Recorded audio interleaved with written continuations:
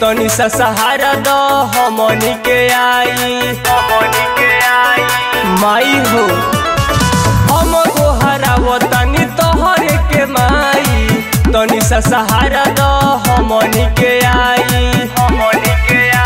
तो सुन माई दिलावा के बात कहतनी, माथ के झुकाई जोड़ी हाथ कहतनी।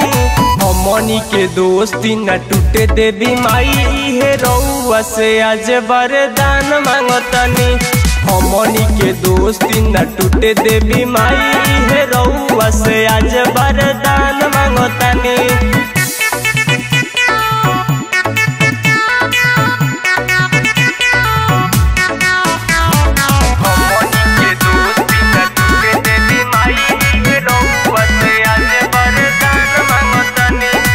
कृपा बनवले तू रही है माई, तबे नु दोस्ती में दरार नहीं आई। माई हो दोस्ती कबो न टूटी, कृपा बनवले तू रही है माई, तबे नु दोस्ती में दरार नहीं आई।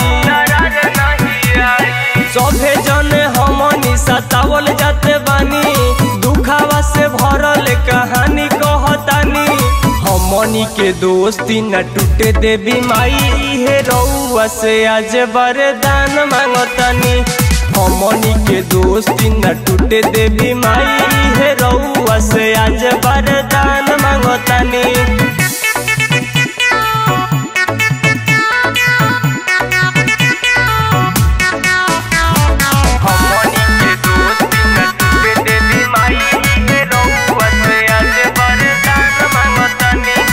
कुछ नहीं होई जब तू बारू साथ में, औरी दोस्तन के जब हाथ रही हाथ में। आशीर्वाद बनौले रह माई।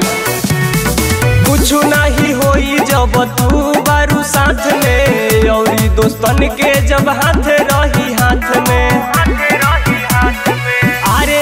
टीम के सभे जन साथे बानी, सूरज वो सुनावे अपन गाई के कहानी। हमनी के दोस्ती न टूटे देवी माई, हे रउआ से आज वरदान मांगतनी।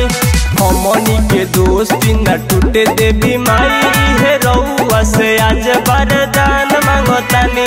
कृपा बनौले रख माई।